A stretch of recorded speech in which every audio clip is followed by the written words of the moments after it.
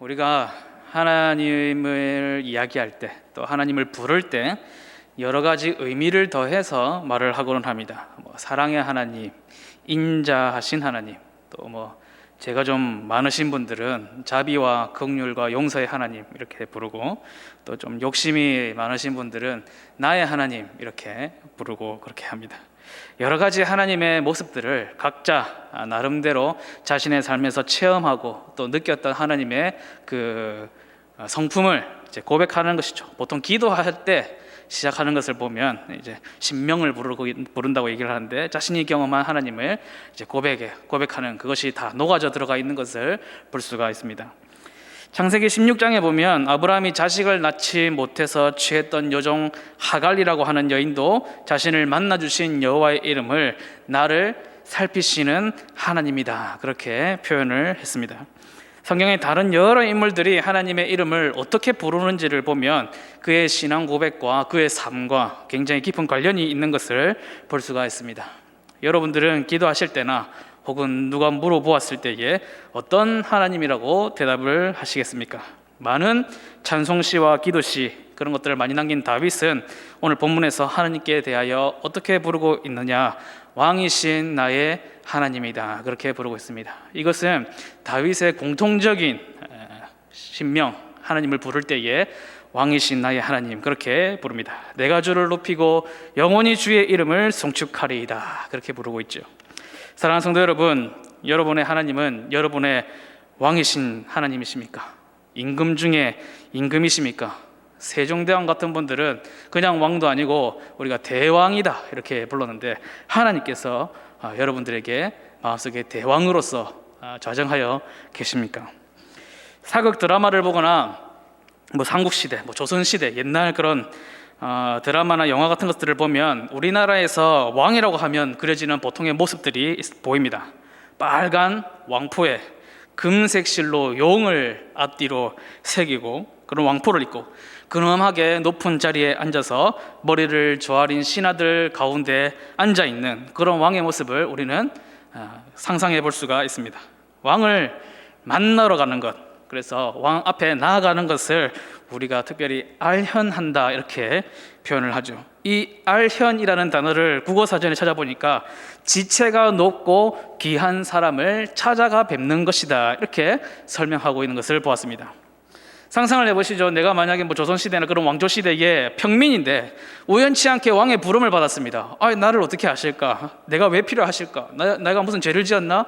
나에게 뭐가 필요한 것이 있으실까? 그렇게 해서 얼마나 준비를 하고 단장을 하고 혹시나 목이 달아나는 것은 아닐까 걱정도 하고, 말은 어떻게 해야 되나, 걸음은 어떻게 걸어야 되느냐, 숨은 어떻게 쉬어야 되느냐까지 걱정하고, 이제 안에실에 들어설 때부터 그냥 허리를 90도로 숙이고 들어가서 거의 기어가듯이 가까이 나아가서 가까이 가지도 못합니다. 아래쪽 저기 먼데 땅에 엎드려 가지고 코를 땅에 박듯이 이렇게 왕 앞에 나아가게 되죠.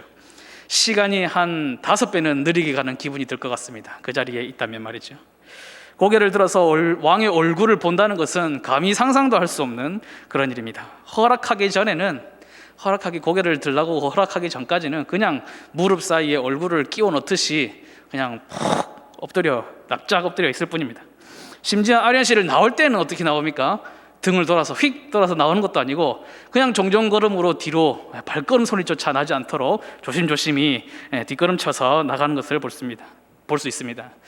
자기의 목숨이 그 앞에서는 정말 파리 목숨 같다라는 것을 알기 때문에, 왕의 손아귀에 자신의 목숨이, 자신의 인생이 달려있다는 것을 알기 때문에 그러한 공경이, 그러한 두려움이, 그러한 경외가 나오는 것이죠. 성도 여러분, 그러면 우리에게 예배란 무엇일까요? 코로나 사태를 지나면서 예배란 무엇인가, 예배는 어떻게 드려야 되는가, 이런 고민들과 이야기들이 많이 오가게 되는데, 예배란 무엇일까? 예배는 정말 더도 말고 덜도 말고 왕이신 하나님을 아련하는 것입니다. 이 땅에 잠시 사는 이 목숨뿐만 아니라 영원한 생명을 손에 쥐고 계시는 왕 중에 대왕이신 하나님 아버지 앞에 알련하기 위하여 나아가는 자리가 바로 예배의 자리라는 것이죠. 그러면 그때뿐만 아니라 우리가 전체 삶을 살고 있는 인생이란 무엇인가, 그렇게 묻는다면 매주 아련해야 하는 일주일에 한 번 그 자리를 계속해서 준비하는 시간, 준비하는 삶이 바로 인생이다. 그래서 그리스도인에게 인생이 무엇이냐라고 물어보면 신앙생활이라고 이야기를 하고, 그 신앙생활이 무엇이냐? 일주일 내내 주일을 준비하고, 주일을 보내고 나면 다시금 일주일을 보내면서 다시금 그 다음에 있을 왕을 아련하는 자리를 준비하는, 정말 그 아련 자리를, 예배의 자리를 중심으로 해서 인생이 돌아가고 있는 그것을 보게 되는 것이죠. 그런데 또 우리가 또 유감스럽게 생각할 수밖에 없는 것은, 우리가 그런 아련 자리를 준비하는 신앙생활을 늘 똑바로 제대로 완전히 완벽히 갖추지 못하는 경우가 제법 있다라는 것이죠. 저도 많기 때문에 감히 말씀을 드릴 수 있는 것이고, 우리가 함께 고민해 보아야 할, 도전을 받아야 할 일일 것입니다. 왜 우리는 우리의 신앙생활이 가끔 혹은 자주 그 정상 궤도를 벗어나서 내 소견에 옳은 대로 가게 되는가? 그것을 이제 고민해 봐야 되는 것이죠. 손 목사가 뭘 안다고 나와 하나님의 관계를 판단하느냐, 우리 예배를 판단하느냐, 그렇게 생각하실 수도 있겠지만, 판단하는 것이 아니고 우리의 신앙생활이 정상 궤도를 순항하기 위해서는 어떠한 점들을 고려해야 하고 걱정해야 하고 또 점검해야 하는지를 함께 살펴보고자 하는 것입니다.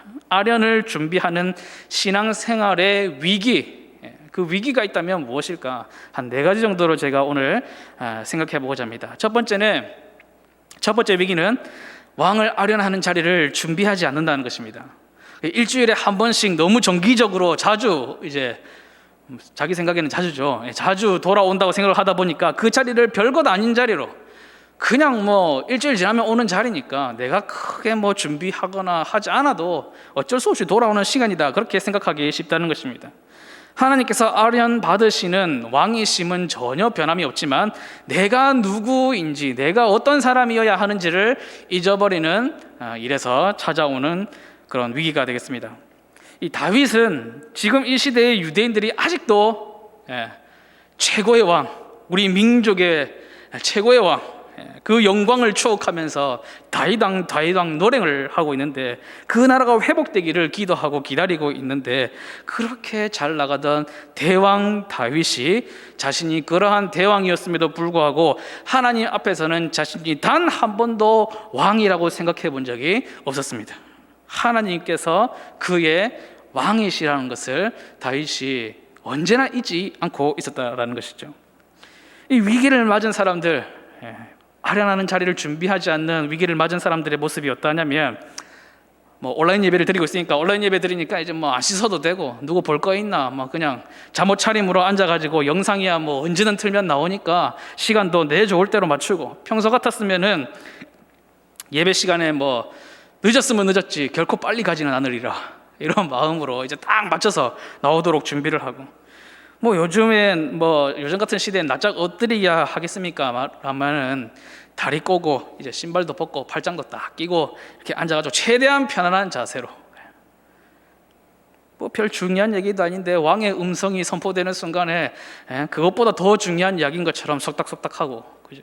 임금이 일어나서 나가기도 전인데 그냥 번개같이 사라진다면 이것은 위기라고 할 수가 있죠. 옛날 왕조 시대의 왕을 아련하던 그 모습과 내가 왕이신 하나님을 아련하는 그 예배 자리의 모습 속에서 시대와 문화가 다르다는 그런 조건은 일단은 제쳐두고서라도 이 마음가짐과 태도에서 더욱 성실한 거, 솔직히 더 나아야 되지 않겠습니까? 아니면 무례하게 짝이 없는 나의 아련 자리를 준비하는 자세가 너무나도 무례하게 짝이 없는, 턱없이 부족하여 내 마음에 걸리는가? 혹시나 만에 하나 그런 분이 계시다면은 성령님께서 마음을 이렇게 톡톡 두드려 주셨으니 정상 궤도로 속히 돌아오시기를 바랍니다. 두 번째 위기가 있습니다. 두 번째는 두렵고 떨림이 사라지는 것이죠. 이 위기에 직면한 사람들은 거만하거나 혹은 가식적이거나 공격적인 경우가 많이 있습니다. 왕이 나에게 도움을 줬으면 줬지 나를 좌지우지하지는 못한다, 이렇게 여기게 되는 것이죠. 왕의 권위와 능력을 두려워하지 않는 것은 이미 나도 왕과 별 다르지 않다라는 것을 배경에 깔고 있는 것이죠. 마치 사탄이 하와에게 찾아와서 무엇과 같이 될 수 있다? 하나님과 같이 될 수 있다. 그 유혹에 넘어갔던 인간의 모습을 떠올리게 합니다. 이 두 번째 위기에 당면하게 되면 나는 임금을 섬기는 신하와 백성처럼 당연히 예배를 드려야 하는 존재인데 무엇으로 변하게 되냐면 내가 와서 예배를 봐준다 라고 변하게 되는 것이죠. 상황이 이렇게 되면 이 다윗이 고백하고 있는 주를 높이고 영원히 주를 송축하는 태도와는 전혀 정반대로 가는 것이죠. 다윗은 왕의 권위와 능력이 완전히 자신을 눌러서 그분을 높이지 않고서는, 그분을 송축하지 아니하고서는 자신이 살아남을 수 없다는 것을 놀라운 경외감으로 표현하고 있고 또 왕을 아련하고 있습니다. 시편 145편 계속 읽어보면 그 경외심이 구석구석에서 발견되는 것을 볼 수가 있습니다. 내 입술은 부정한 사람이다 이렇게 얘기했던 이사야 선지자는 하나님께서 자신을 찾아오셨기 때문에, 자신은 부정한 사람으로서 하나님을 배웠기 때문에 화로다 나여 나는 이제 망하게 되었다 그렇게 단식을 했습니다. 삼손의 아버지였던 마노아와 그의 아내는 자신들에게 나타나셔서 삼손이 태어날 것을 가르쳐 주시고 일러 주셨는데 그 여호와를 뵙고 나서 이제 드디어 우리에게 아이가 오는가 보다, 정말 대단한 아이를 은혜로 주시기 때문에 이렇게 해주셨나 보다, 잘 키우자 우리 한번 으쌰으쌰 이렇게 하는 것이 아니라 그분들이 뭐라고 얘기를 했냐면 우리가 여호와를 배웠으니 우리는 반드시 죽게 될 것이다 이렇게 얘기를 합니다. 아니 애를 낳는다고 이제 얘기를 해줬더니 이젠 죽는다는 거예요. 죽으면 애가 태어나겠습니까? 앞뒤가 안 맞는데 사실은 이런 두려움이 우리가 볼 때는 전혀 이상하지 않은 것이죠. 당연히 그런 두려움을 느꼈을 것이다 라는 것이 공감이 됩니다. 전혀 이상한 것이 아니죠. 혹시 만에 하나 예배에 나옴이 전혀 두려움이 없고 긴장감이 없다면, 당당하다면 이 두 번째 위기가 아닌지 점검을 해봐야 된다라는 것입니다. 세 번째 위기, 성경을 어명으로 대하지 않게 되는 것입니다. 옛날 왕의 글을 적인 이 두루마리 편지 같은 것을 들고 말을 타고 달려가서 어명을 들어야 할 그 사람에게 찾아가서 누구는 나와서, 아무개는 나와서 어명을 받으시오 하면 그 사람이 그냥 벌떡 밥상을 뒤집고 나와가지고는 신발도 못 신고 그냥 막 땅바닥에 기어가지고 와서는 납작 엎드리는 것을 볼 수가 있습니다. 대부분 사극을 보면 그게 또 사약이거든요. 그러니까 이제 놀래서 나올 수밖에 없는 것이죠. 우리나라보다는 외국에 보면 이런 일도 있습니다. 왕이 자신의 칼, 누가 봐도 왕의 칼이에요. 하나밖에, 세상에 하나밖에 없는, 우리나라에 하나밖에 없는 그런 칼을, 왕의 칼이라는 것을 누구나 알 수 있는 그 칼을 어떤 사람에게, 자신의 부하에게 줍니다. 그 후로는 다른 모든 사람들이 그 칼을 보여주는 그 사람에게 왕을 대하듯이 대하고 그 사람이 그 칼을 들고서 이야기하는 말을 하나님의 말이 아니라 왕의 말로 듣습니다. 자, 제가 무슨 말 하는지 아시겠죠? 설교자로서는 제가 이런 말씀을 드린다는 게 굉장히 좀 멋쩍긴 한데 어쨌든 말씀드립니다. 그 옛날 전화 하나 없던 시절에 정말 중요한 서신을 가지고 말을 타고 소식을 전하던 그 사람들을 파발꾼이라고 불렀습니다. 그 사람들이 아주 그런 중요한 역할을 했잖아요, 그죠? 굉장히 중요한 역할을 했음에도 불구하고 말을 타고 멀리 다녀야 되는 그런 직업을 일하는 이유로 굉장히 천한 취급을 받았습니다. 천한 직업 중에 하나였습니다. 그러나 파발꾼도 파발꾼 나름이죠. 그 손에 임금의 서신이 들려져서 낭독되는 순간 그 입은 왕의 입술이 됩니다. 모두가 왕명이라는, 어명이라는 소리를 들으면 직접 그 왕의 명령을 듣듯이, 음성을 듣듯이 받들어 모셨다라는 것이죠. 예배를 통해서 공급하시는 설교는 왕이신 하나님께서 그분의 백성된 교회들에게 들려주시는 어명인 줄로 믿습니다. 목사야 강단에서 내려오면 함께 신앙생활도 하는 사람이고 교회 밖에 나서면 길을 다니다가 만나면 그냥 동네 아저씨 중에 한 명이에요. 같은 인간이기에 실수도 하고 항상 바른 선택을 하는 것도 아닙니다. 그러나 왕의 어명을 그 손에 드는 순간, 입술에 담는 순간 그 설교자의 음성을 왕의 음성으로 받들어 들어야 된다는 것입니다.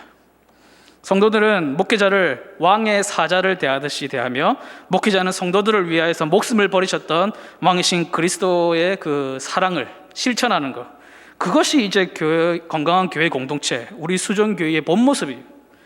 혹시 만에 하나 평소에 송 목사가 만만했는데 강단에 서 있어도 만만하시면 그러면 안 되는 거예요. 세 번째 위기를 점검해 보아야 됩니다. 평소에는 아무리 만만하게 보셔도 아무 상관없습니다. 그러나 설교자로 섰을 때는 그 입술에서 나오는 말씀을 하나님의 어명으로 받으셔야 여러분들에게 은혜가 있다는 것입니다. 네 번째 위기가 뭐냐면 왕의 명령을 지키지 않는 것이죠. 지켜 살지 않는 것입니다. 교리의 정수를 담고 있는 그런 신앙 고백서, 교리 문답서 이런 것들 다 통틀어서 보면 첫 번째 질문은 다 똑같습니다. 좀 단어는 좀 틀리고 표현은 다를 수 있지만 다 내용은 똑같아요. 사람의 제1된 본분, 사람의 목적이 무엇인가? 대답도 똑같습니다. 하나님을 영화롭게 하는 것과 또 영원히 마음과 정성을 다하여 그분을 즐거워하는 것입니다. 이렇게 되어 있습니다. 우리가 오늘 읽은 다윗의 고백 한 구절이 완전히 이 내용을 답습하고 있는 것을 볼 수 있죠. 다윗은 어명으로 받았을 뿐만 아니라 어명이었기 때문에 지키고 살았습니다. 왕이신 여호와 하나님의 마음에 합한 자라는 칭찬을 들은 이유는 그가 노래를 너무 잘해서 하프를 잘 켜서가 아니고 양을 너무 잘 지켜서도 아니고 골리앗을 이겼기 때문도 아니고 하나님의 말씀을 듣고 그 명령을 따라 살았던 사람이었기 때문에 그런 것이죠. 이 네 번째 위기의 증거에는 예를 들어보기에는 너무 좀 여러 가지가 많기 때문에 상세히 아는 것은 이제 자기 자신을 이제 살펴볼 때 나타날 수 있겠죠. 나는 주일에 왕을 아련하면서 들었던 그 어명을 지켜 살고자 일주일을 부단히 노력하면서 살고 있는가? 그 말씀을 지키지 않으면 지금 당장이라도 목이 달아날지도 모른다는 그런 경외심을 가지고, 물론 인간왕들과 하나님은 다르시지만 그런 겸비함으로 내가 살고 있는가라는 것이죠. 오늘 아침에, 오늘 새벽에 내가 묵상했던 그 성경에 내 마음을 치셨던 그 담고 주셨던 그 한 구절의 말씀을 가지고 이 말씀을 지켜 살고자 내가 부단히 노력하고 최선의 힘을 다하고 있는가? 어명을 받을 때마다 최소 주일에 한 번 하나님을 아련하여서 받았던 그 말씀 일주일에 한 번씩은 내가 삶이 탁 변하고 있는가? 명령을 받았기 때문에 내가 이전에는 안 하던 것을 하고 하던 것을 안 하고 생각하던 것을 바꾸고 계획을 틀고 하는 그런 이제 실천들이 있느냐라는 것이죠. 그것을 점검해 보는 것이 바로 이 네 번째 위기를 점검해 보는 일이 되겠습니다. 여러 가지가 있을 수 있겠지만은 네 가지 정도를 한번 살펴보았는데 어떠십니까? 제가 검사를 하려고 나온 건 아닌데 뭔가 특검을 나온 기분입니다. 그래도 사실은 기분 좋은 비유를 든다고 든 거예요. 저는 나름 왕과 또 그분의 백성의 이야기로 시작해서 우리가 사실 생각해 보았지만 사실 우리가 백성의 입장으로 시작된 사람이 아니거든요. 사극에 보면은 일단 사극 얘기 시작했으니까 사극으로 계속 풀어보면요, 사극에 보면 이 흰색 옷에 더러워진 그런 옷을 입고 머리는 지저분하게 헝클어져 있고 줄이 틀에 묶여져 있는 사람이 있습니다. 누굴까요? 그냥 죄인도 아니고 대역 죄인들이 그렇게 하고 있죠. 3대를 멸하고 친척도 멸하고 그 집의 종들까지도 멸한다는 그 대역 죄인들이 그 모습인데, 밤에 횃불을 확 밝혀놓고 고문하고 고통에 불부짖는 소리가 들리고 신문하는 그 상황에서 세자저하가 다 나타나셨어요. 왕자죠, 왕자. 세자저하가 나타나셔서 이 모든 거역함과 역모를 꾸민 것과 어명을 거역한 일들이 다 자신이 주도한 일이고 자신이 한 일이라고 진술을 하시는 거예요. 이게 무슨 일인가 싶은 거죠. 그리고 대신 그 죄를 담당하시고 사형을 당하십니다. 전하께서 자신의 외아들 왕세자를 사형틀에 내어주시고 주리틀에 앉아있던 대역 죄인들을 부르셔서 다독이고 씻기고 입혀서 그 왕자의 자리에 앉혀주십니다. 결국 우리는 사실 일반 백성도 아니고 대역죄인도 아니고 여의정 좌의정도 아니고 왕세자로 왕을 매번 아련하고 있는 사람들입니다. 공주 마마님들도 계시고요. 왕족이라고 해봐야 뭐 임금 앞에서는 또 뭐 어차피 아련하는, 임금을 높이는 자리에 있어야 되지 않겠습니까?